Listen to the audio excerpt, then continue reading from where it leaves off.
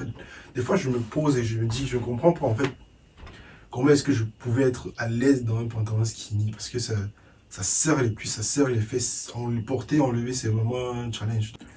Bonjour à tout le monde, j'espère que vous allez bien. Bienvenue sur cette nouvelle vidéo dans laquelle on va parler de ce que personne ne dit aux étudiants qui arrivent en Europe. Du coup, je vais parler de certains aspects personnels, donc certaines situations personnelles que j'ai rencontrées quand je suis arrivé en Europe.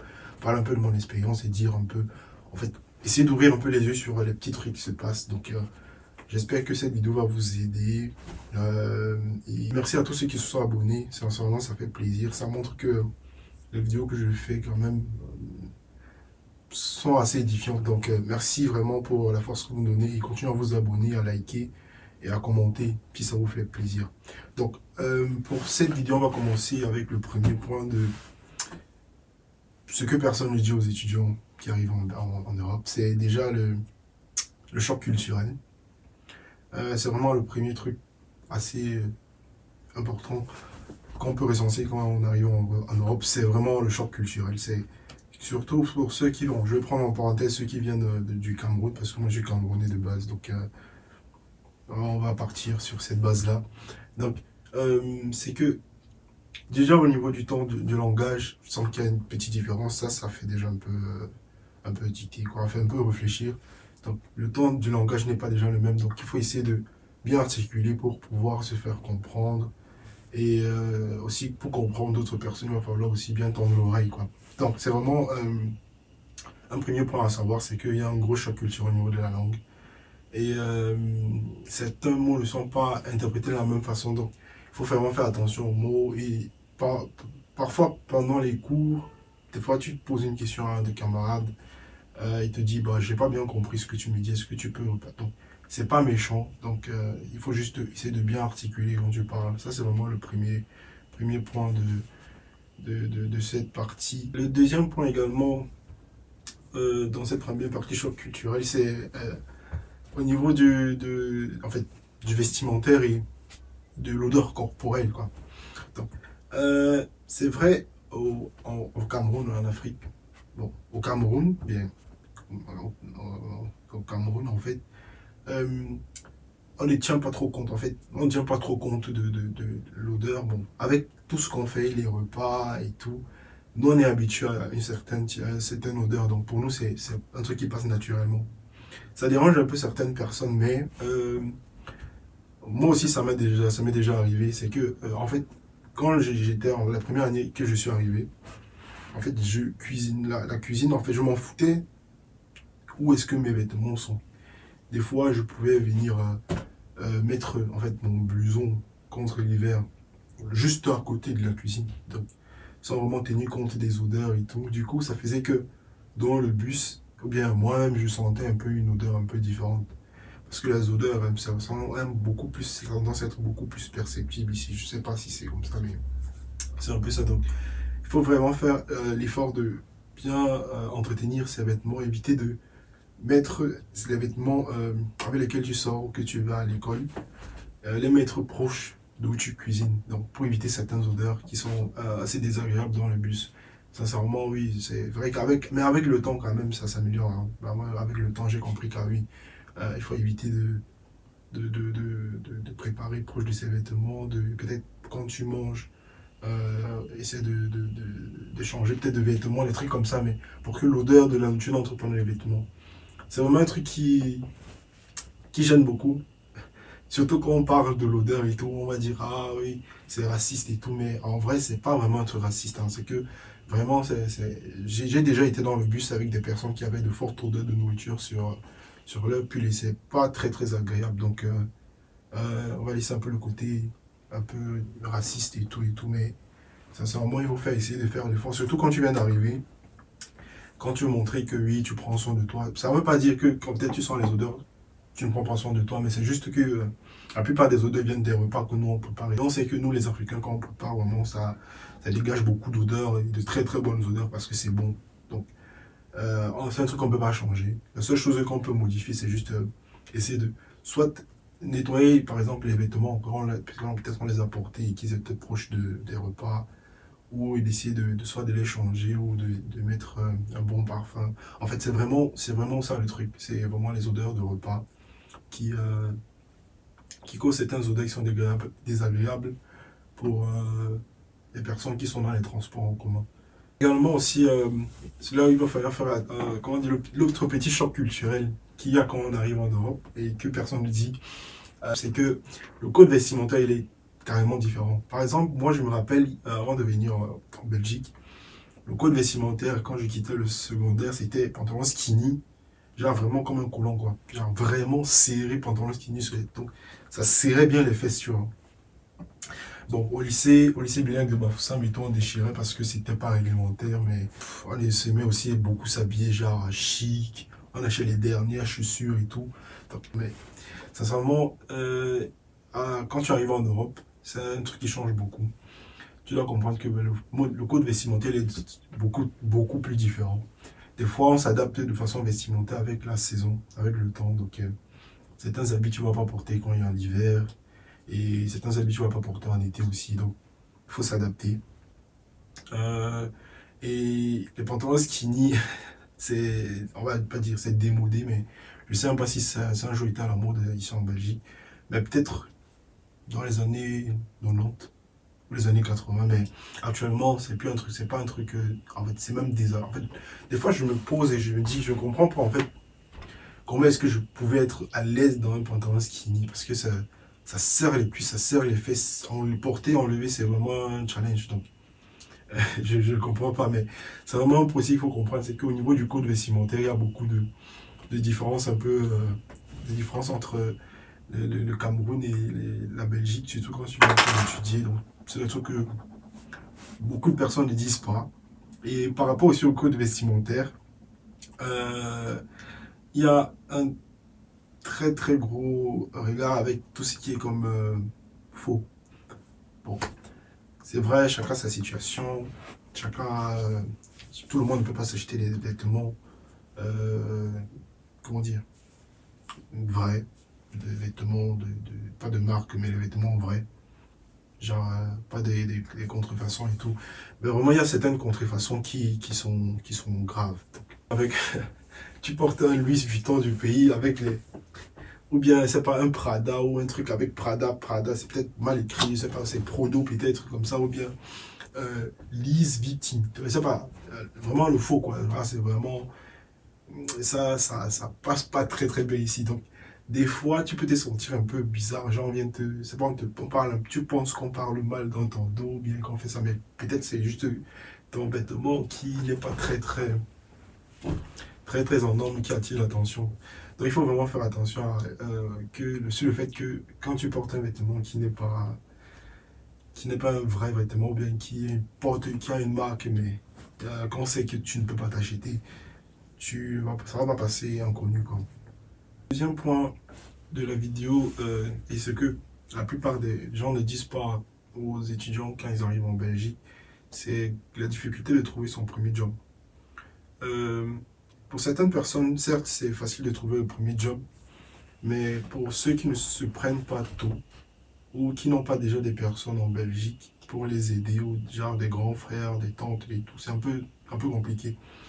Et si tu es une personne qui est beaucoup refermée sur elle, tu vas avoir des difficultés à trouver ton premier job. Donc la première chose quand tu commences, quand tu arrives en Belgique, c'est déjà de demander, de te renseigner auprès des personnes qui sont déjà présentes sur le territoire. Comment est-ce qu'on peut faire pour trouver le premier job? Avoir un peu des petits contacts.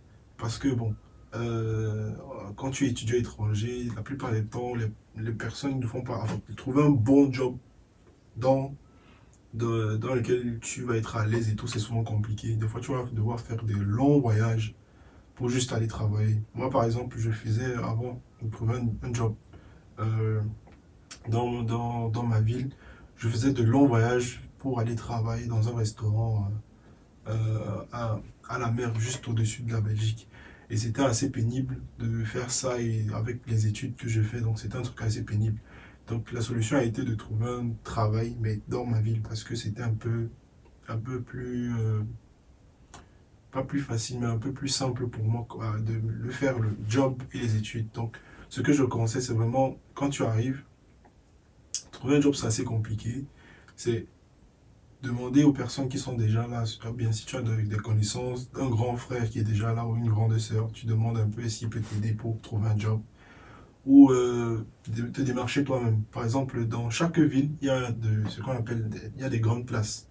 Et autour des grandes places, il y a des boutiques, des restaurants et tout, les trucs comme ça. Tu y vas avec, je sais pas, ta carte d'identité ou ton CV, un truc comme ça et tout. Tu demandes est-ce que vous avez besoin d'un étudiant pour, je sais pas, faire la vaisselle. Pour un début, tu vas pas trouver un trop grand. Peut-être, il y a des personnes qui peuvent le trouver, mais c'est la plupart des choses, la plupart des temps, c'est dans le cas que tu trouves ton premier job. Donc, tu postules, tu donnes ton CV, tu demandes est-ce que je peux venir travailler ici. Donc, c'est un peu comme ça que ça marche. Si tu as la chance d'avoir un grand frère qui ou bien une grande soeur qui peut te mettre où il travaille déjà, c'est aussi une bonne chose. Mais travailler pour un étudiant, c'est toujours bien au tout début pour avoir un peu d'économie et avoir un peu d'argent de côté au cas où. Parce qu'en Belgique, il y a beaucoup de choses qui se passent, il y a beaucoup de règles qui changent. Donc, c'est toujours bien d'avoir un peu d'économie de côté quand tu es étudiant en Belgique. Et l'autre point dont je vais attirer l'attention, c'est d'essayer de trouver des jobs étudiants qui sont présents dans ta ville. Parce que quand tu fais des études assez complexes ou bien quand tu veux vraiment réussir tes études, pour te faciliter la tâche, c'est vraiment de trouver un job étudiant qui est pas très loin de ta ville. En fait, si tu vis à Namur, trouver un job étudiant. Si tu trouves un job étudiant qui est situé à Namur, ça va être une très bonne chose pour toi. Tu vas pas prendre beaucoup de temps pour voyager, aller travailler. Ça va te permettre de bien avoir plus de temps de sommeil, ce qui est bien aussi quand tu es étudiant et que tu es jeune pour avoir une bonne croissance. Et concernant aussi les jobs, en Belgique, il y a deux types de façons. Il y a plusieurs autres façons de trouver un job étudiant. C'est de passer par ce qu'on appelle les intérims, qui proposent soit des jobs de longue durée avec des longs contrats. Donc, tu peux travailler, tu peux signer un contrat de 3 mois, ou des contrats de 1 mois, ou peut-être des contrats juste du week-end. Ou il y a aussi des flexi-jobs qui sont genre comme des missions.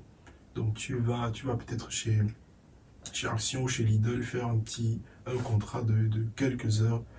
Puis tu peux changer sans avoir à te casser la tête. Tu peux changer de petits jobs par-ci par-là en fonction de tes disponibilités.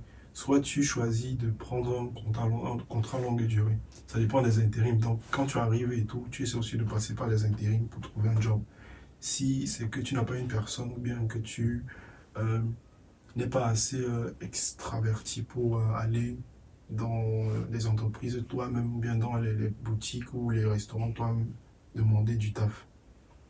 L'autre information également, c'est au niveau des cartes bancaires, c'est que beaucoup d'étudiants euh, ou bien beaucoup de jeunes et tout, quand ils arrivent en Europe ou en Belgique, bon, quand ils entendent parler de cartes bancaires certaines personnes commencent à prendre les cartes bancaires de part et d'autre.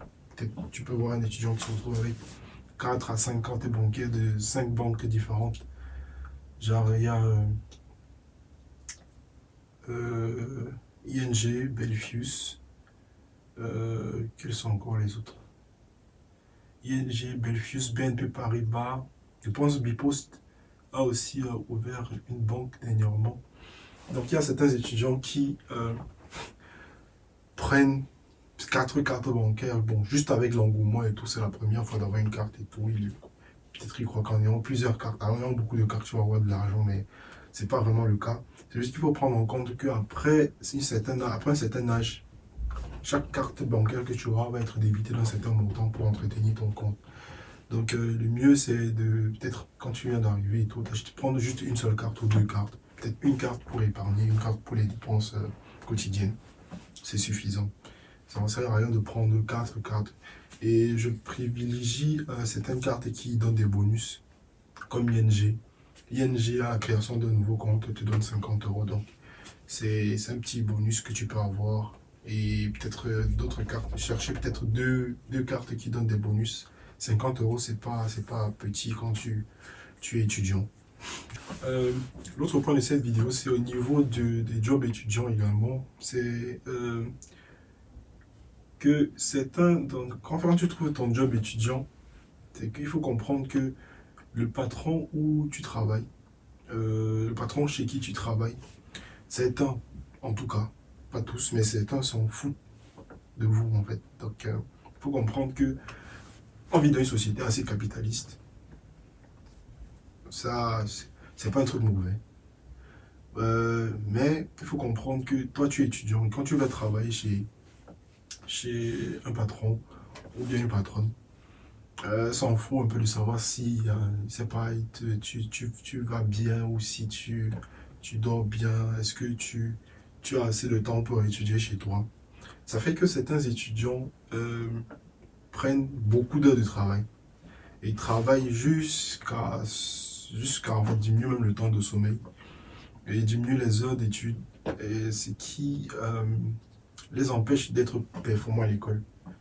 Donc, et en fait, les patrons, ils s'en foutent de savoir si est-ce que tu as réussi tes études, est-ce que tu vas renouveler ta carte et tout. Ils s'en foutent de ça. Tout ce qu'ils veulent, c'est que le travail soit fait et que tu les permets d'économiser beaucoup d'argent au niveau des impôts et tout. Ça, je comprends. C'est pas un rayon que je connais très bien, mais c'est un peu ça l'idée. Donc, il faut comprendre que quand ton patron vient te dire que est-ce que tu peux travailler plus d'heures, et ce sera compté. C'est pas toujours dans ton avantage. Donc, il faut essayer de vraiment faire le discernement entre ce qui est bien pour toi et ce qui va être un peu un empêchement pour toi, pour peut-être atteindre de bonnes moyennes en fin d'année et tout, avoir plus d'études. Donc il faut vraiment faire attention à ce point-là. Le dernier point de cette vidéo, ce sera sur le manque d'information ou la mauvaise information qui est transmise entre étudiants ou entre seniors, c'est-à-dire ceux qui sont là un peu des années avant en Belgique et ceux qui viennent d'arriver en tant qu'étudiants. C'est vraiment le manque d'information ou bien la désinformation. C'est ce qui cause vraiment un gros problème. Et ça, il faut faire vraiment attention. Il faut éviter de prendre à gens comptant toutes les informations qui passent, pas dans les groupes WhatsApp ou sur les forums, sur Facebook. Il faut vraiment éviter, vraiment prendre les choses aux pincettes parce que la désinformation peut causer beaucoup de gros dégâts. Et la Belgique, c'est un pays qui change beaucoup ses règles, qui change beaucoup également les lois. Donc, il faut toujours essayer d'avoir la bonne information pour ne pas être pris à revers et avoir des problèmes avec l'Office des étrangers. Donc, il faut vraiment prendre ça en compte. Demander les informations à la bonne personne. Il ne faut pas que quelqu'un vienne te dire que oui, je suis là, ça fait 8 ans, ça fait 7 ans, ça fait 5 ans. J'ai la bonne information à te dire. Il faut essayer à chaque fois que tu as une information, essayer de vérifier toi-même pour voir si elle est vraie. Et si une information n'est pas vérifiable, la plupart des temps, elle est fausse. Donc il faut vraiment prendre ça en compte quand tu viens d'arriver pour éviter certains problèmes dans lesquels beaucoup d'étudiants sont tombés il y a quelques années. Donc voilà, c'était les informations que j'avais envie de vous faire passer aujourd'hui. J'espère que vous avez entendu ou vous avez noté certaines informations qui vous sont utiles pour la suite de votre procédure ou pour votre arrivée en Belgique ou en Europe. On va essayer de continuer à parler de ce type de sujet, surtout par rapport aux étudiants. Essayer un peu de parler de mon expérience. Mais je voulais juste faire cette petite vidéo parce que j'ai eu l'idée en rentrant. Donc je voulais faire cette petite vidéo juste pour aider ceux qui en ont besoin ou ceux qui en auront besoin.